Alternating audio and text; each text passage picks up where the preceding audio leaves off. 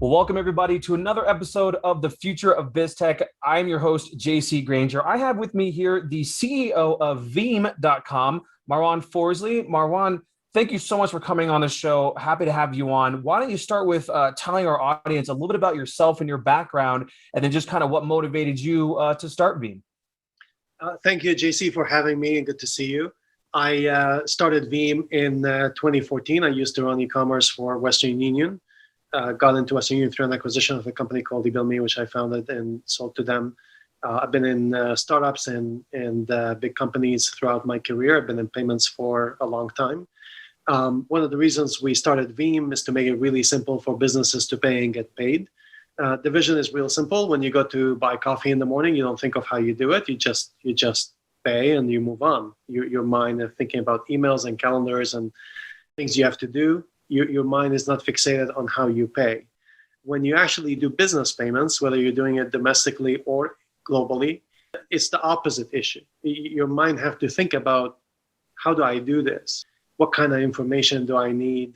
How much is it going to cost me? When is it going to get there? Do I get my shipment on time, etc.? There's a lot of things you start thinking about. And the experience flips from really simple to really complex. And so what we wanted to do is to simplify it for businesses so that they can pay and get paid, domestic and international, cross-border, all by email, like dumb it down so that it's really simple to send money around. That's why we started Veeam. That's interesting. And with that being said, can you talk a little bit more about how you simplified it, right? I mean, what did you see as the issue before you created Veeam? Yeah. Right. So, I mean, what was so complicated about it? And then how did Veeam solve that? Yeah, let me walk you through what customers did before Veeam and how they do it within the Veeam environment. So if you are a business, for example, and you want to pay one of your suppliers, think of China or Germany, some of the suppliers you have. What you do today is you go to one of the banks and you send a wire out.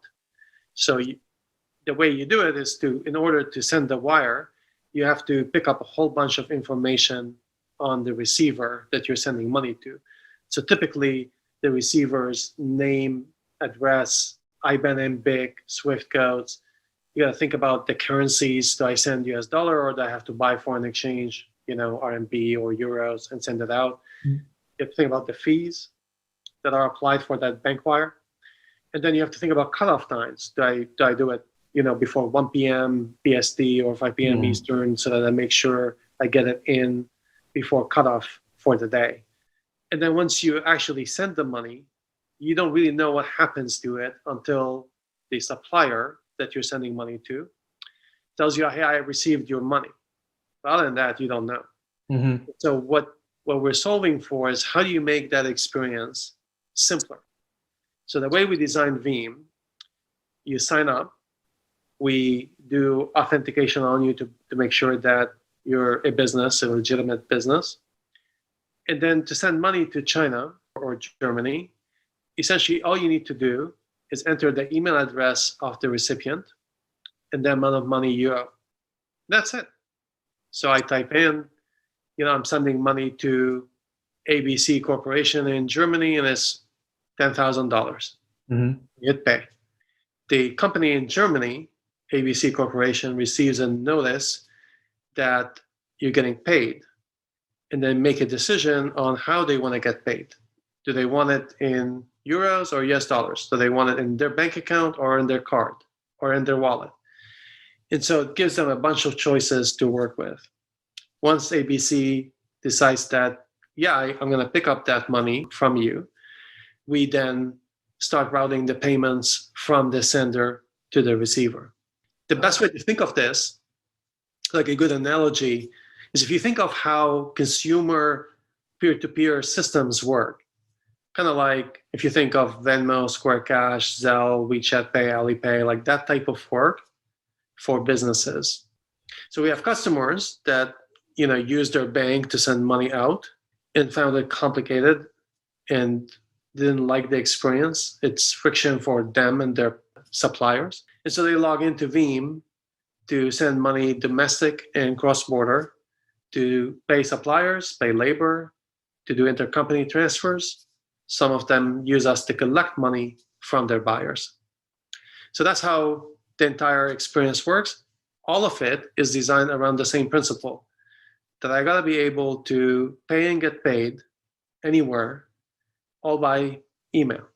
Just keep it really simple. Yeah, because that does remind me of, I received an email one time from, I think, like Cash App or Zelle. It was one of those things where I just came to an email and that's all it was. It was more of a peer-to-peer style, and that's all I needed to do to receive that money. So that's what kind of this reminds me of, like you were saying. So long story short, it sounds like you took the simplification of those peer-to-peer money sharings and you put it into a business form. So specifically, it sounds like more for international, right? So to keep things more organized. I imagine you could do domestic as well, but it sounds like it solves an even bigger problem with international payments. Is that about right?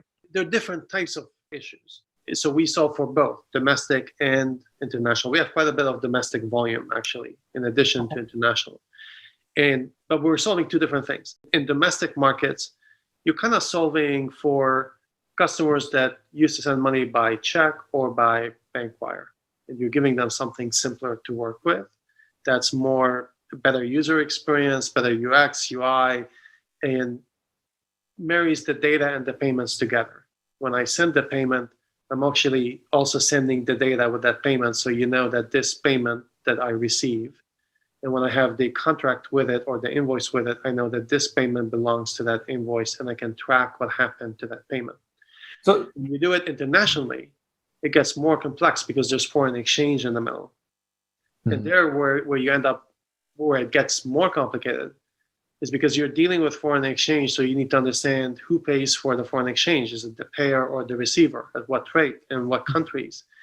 And when I send the money, who is converting it? Does the sender want to convert it, or the receiver wants to convert the foreign exchange currencies? It gets even more complicated because depending on the amount, there are different regulatory regimes around the world that dictate what can happen to that money movement, which you don't, when you're doing it domestically, you don't have the same amount of complexity. Sure.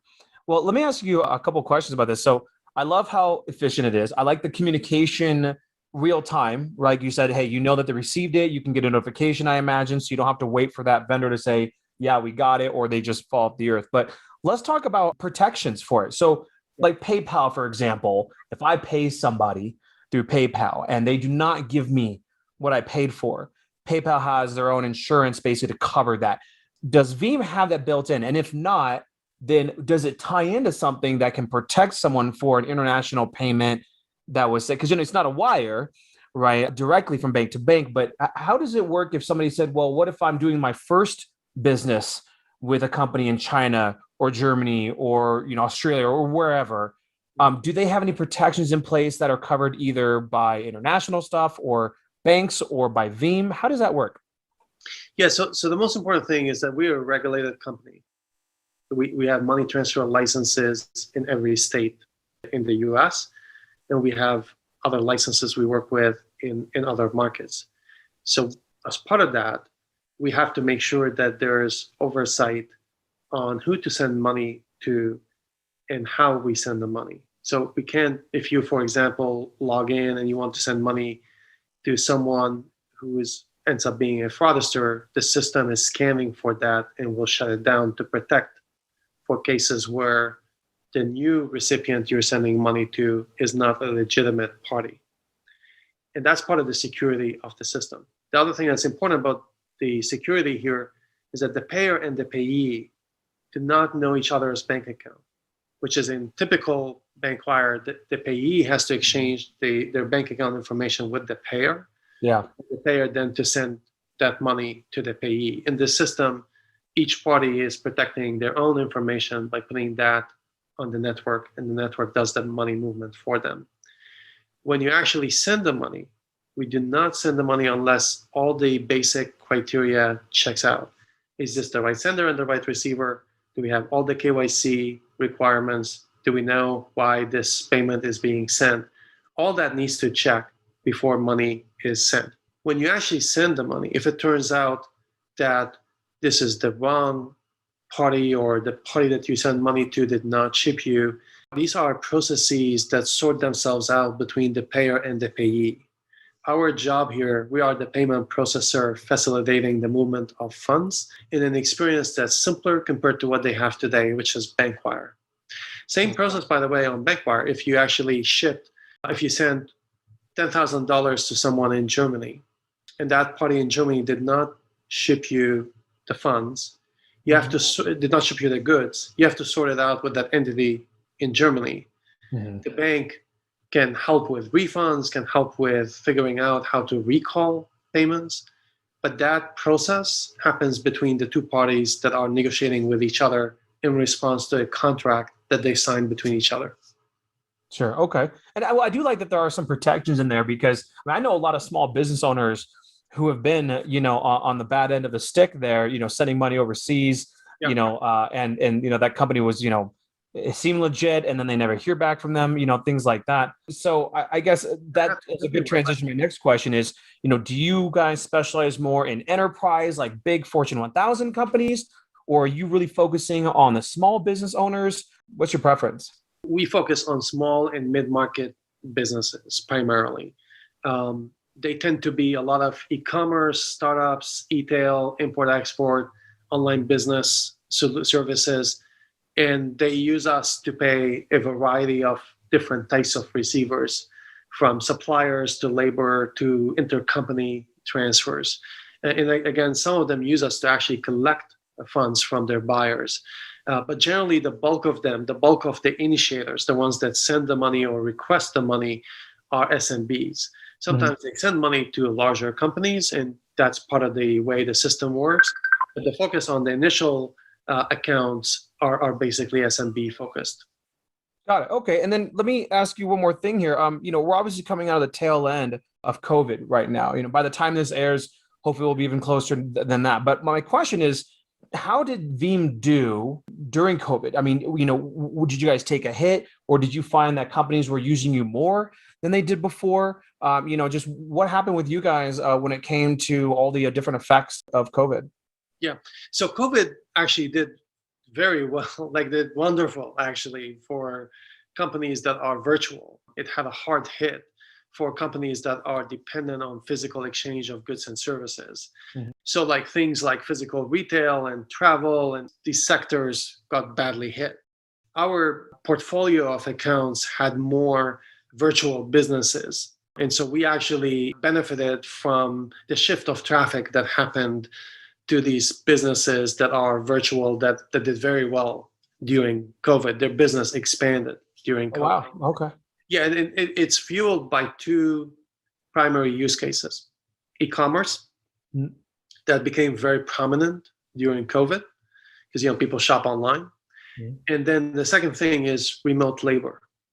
Because without offices, businesses started looking for labor they can find, and that labor doesn't have to be in the geography you're in. And that created payments in general to the labor use case to actually increase in size significantly. Very cool. Okay, well then let me ask you this too. That's good for you guys. That's fantastic. Obviously, being a platform provider, I know that there's an empathy there where it's hard to know that so many businesses suffered. Sometimes I feel like some people have almost like survivor's guilt a little bit, business wise, like when their business does randomly really well during a time where so many are going under. But I think it's important for people to remember that you might be doing well, but it's because you're providing something for companies to help them stay alive, right?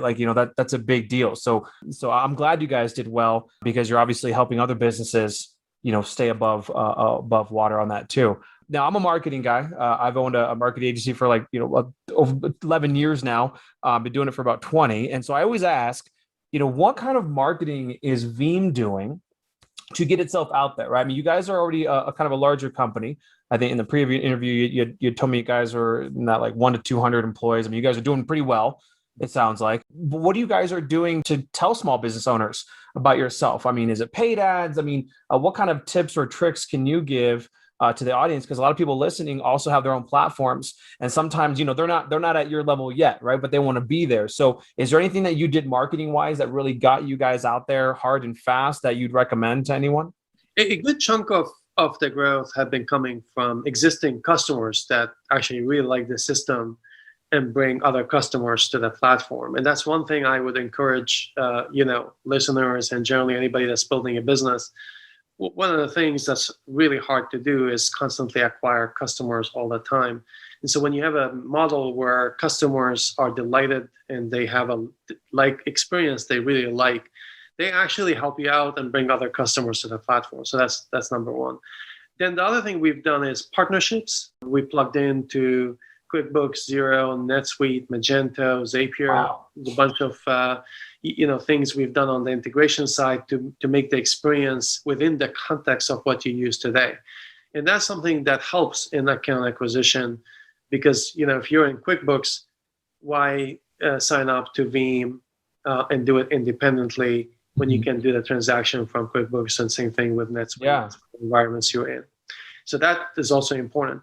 And then the other thing is just being present, especially in digital forms on the web, SEO, SEM, all the general acquisition tactics to acquire customers are things that we are quite, plugged into to get the initial sales coming through digital forms and web-based forms. So that's the general layout. Some of it is from customers, some of it is from partners, some of it is from web-based activities that we're engaged in. Very cool. Being the Future of BizTech podcast, we like to talk about things that are kind of coming down the pipeline. So the first question I have is actually a general industry question. Have you thought of, and where do you think the business payments industry in general will be in 5 years? I mean, do you see any kind of radical changes that are going to be coming? Do you see any technology that'll help with things? I mean, in 5 years from now, where do you think just the industry as a whole is going to be going when it comes to that? Is there anything that you foresee? Yeah, I think there's a lot of interesting moving pieces here that I think are going to be quite a bit stronger in the next few years. I think there's going to be more demand for real-time payments, domestic and international. There's going to be more demand for wallets. Wallets offer flexibility to the user to figure out how to deal with their funds. And that's why you'll see the emergence of like neobanks and ways to, if you have money in a wallet, how do you use that money on a network or off network? You're going to see the increase of cards in B2B environments. Historically, cards have been more of a consumer an e-commerce type, consumer and commerce type environment. You're going to see more cards in B2B world. You're going to see less checks. And I think there's going to be a lot more emphasis on tailoring your payment needs to the environment that you're in. Like, think of payments as a service that's plugged in to somebody else's service. The same way we were talking about NetSuite, for example. If I'm inside NetSuite and I want to do a payment, Veeam is a service available to you through NetSuite. So it's plugged into the environment that you're in. I call it like that integration model is something that I think you're going to see a lot more of. So these are all like broad, initiatives I think are going to become bigger things in the future. I would say one more thing that may sound quite futuristic at the moment. I think it's going to be more of a reality down the road.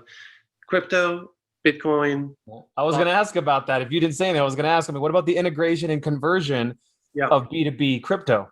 Yeah, I think you're going to see more of that as well. I mean, I think Bitcoin is here to stay. It's going to be a player. It's not going to be the end-all, be-all, but it is going to be a rail among a number of rails, and it's going to be a payment type that will exist in the future. Well, then that brings me to the next question then is, so that's general industry. What about Veeam? Again, the audience that I have, they listen for a reason. They want to hear about some things coming out. This will probably air a couple months after we talk, right? So what can you tell me right now as to what you guys are working on? What's going to give you that edge? What are some new features or processes or something that's coming out with Veeam that people can look forward to, or by the time they listen to this, will already be available? We are big fans of giving options for the payer to pay with whatever payment type they like. Mm-hmm. And same thing on the receiving end.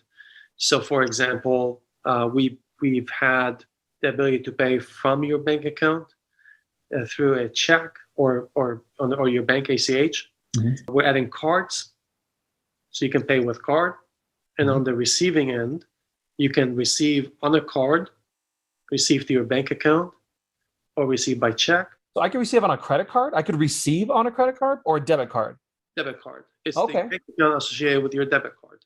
That's interesting. Okay. That's really cool on the receiving A side. lot of customers like that because that's a Yeah. real-time payment. And so these are cards is a payment type that we're integrating on both the payer side and the receiver side. The other thing is that we're doing that's all coming up. Every account on the system is going to have a wallet. This wallet gives you the ability to keep funds on the system that you can use to pay other parties on the system, or to take it off network and use it to pay, other suppliers that you have. For example, I received $20,000 and, I want to actually pay my Google AdWords. I can take that money, convert it to a card, and then, use the card to Okay. pay my Google AdWords. So there's a lot of integration of cards into the system that we're putting in place. What about a Veeam card? Like I've seen like a Venmo card, right? Where like they're now sending an actual debit/credit card kind of thing to users for peer-to-peer. What about a Veeam card? Are you talking about having like a business could actually have a Veeam card so when money gets loaded onto it, they can use that? Is that what you were referencing, or do you mean is that coming? That is coming, and that's when I talk about cards, I'm talking about like all angles on cards. You pay with a card, you receive money on the card, but also you could have stored value that you can convert to a physical card or a virtual card that you could use somewhere else. Sure. All that are all around the same methodology. That cards is an interesting angle as well that some customers really prefer, and then we tailor to that, giving the optionality and the choice to the user. That's fantastic. My last question about Veeam itself here is, how does Veeam make money? As in, if I'm a small business owner and I want to go and use Veeam, am I charged a flat fee per month? Is it a transactional system where it takes us a teeny tiny percentage of everything going, in and out of it? What am I going to expect as a small business owner as the fees if I want to use Veeam? Yeah, we believe that in this day and age, and especially during COVID, the idea of charging a monthly service fee or a setup fee is not something we do. We think of pay-as-you-go model. There is no transaction fees for domestic transactions, so you can do ACH and checks for free. Wow. We make money on FX and we make money on cards. These are the two primary revenue streams.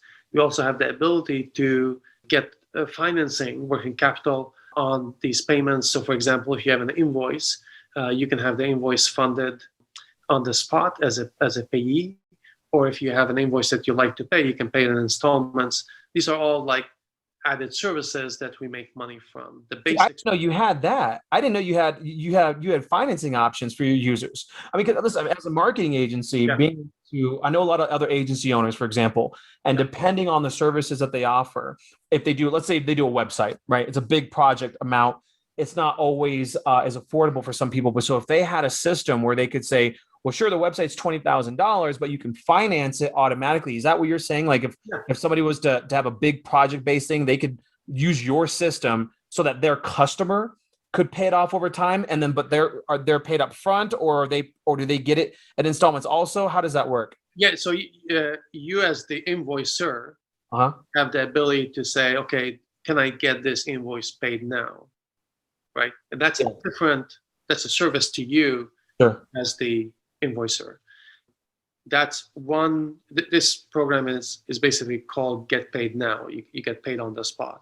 Mm-hmm. There's also a separate program that we're offering for the payers. So now when you send the invoice, the payer, if they cannot pay on the spot the entire amount in full, they can also request to have that paid in installments.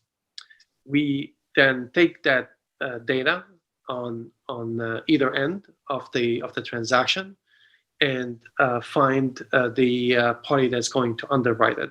We are not the lender. Veeam is not. We are essentially qualifying the accounts, and we work with partners that underwrite that transaction. But that's a good thing too, because there's protections in that as well. Yeah. And it's all in the payment, the context of the payment flow. Mm-hmm. So you have the invoice, it's ready to go. You want to get this invoice financed, you can get it done. It's not a general purpose loan. Mhm. You go to the bank and you get a general purpose loan. That's not how this works. This works for the trade finance, for the invoice that you have that you're working with. Got it. Well, that's fantastic. Listen, Marwan, I'm so happy that you came on too. I've heard of Veeam before. It was awesome when I heard that you were coming across. I played here to be on the show. Is there anything that you want to tell the audience last minute? And then also, how can they reach out to you or contact you or the company? Maybe tell people how to get a hold of you guys. Yeah, so Veeam.com, Veem.com. You can sign up online. It takes like 2 minutes. It's all automated. Once you're verified, you can start sending payments or getting paid. I am also on LinkedIn, so I have a lot of LinkedIn connections, and I frequently monitor that account as well as Twitter. So you can reach me out. M Forzley is my handle, and so I respond to LinkedIn emails as well. Awesome. Well, Marwan, again, thank you so much for coming on the show. Great to have you on, and I look forward to talking to you again soon. Thank you for having me. Thanks. Bye-bye.